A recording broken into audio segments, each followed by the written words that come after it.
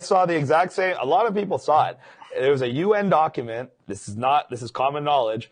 And it basically outlined the lockdowns, and they just gave it to each country and allowed each country to tweak it for their own people, to make it more palpable for their people, and to give the impression that it wasn't an international document disseminated to all countries to make it people think that every country made up their own rules. No.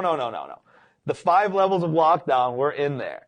In a place like Ireland, they went level 1 to 5. In a place like Canada, where we like colors, now we got green to gray. It's still 5 levels of lockdown. All the 5 levels are identical. They used Australia as the model for the 5th level of lockdown, where you can't leave your house, you can't go can't literally do anything.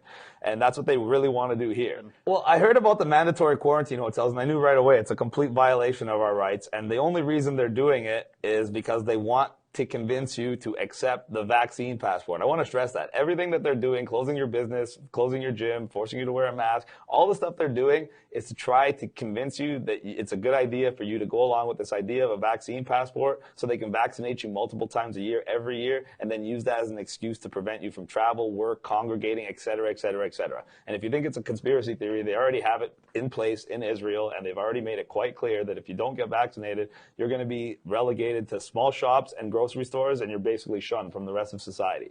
And that's what they want. They want a complete medical tyranny on you.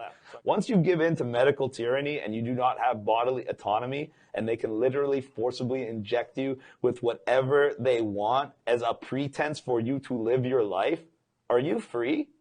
Absolutely not. That's the most invasive violation of our rights thus far. And that's why they waited an entire year of demoralizing you and destroying your life and making you as hopeless as possible so you will not just accept it, you will beg for it. That's what they're doing. They're doing psychological warfare on you to weaken you to the point where you will not only accept defeat, you will accept perpetual defeat for the rest of your life.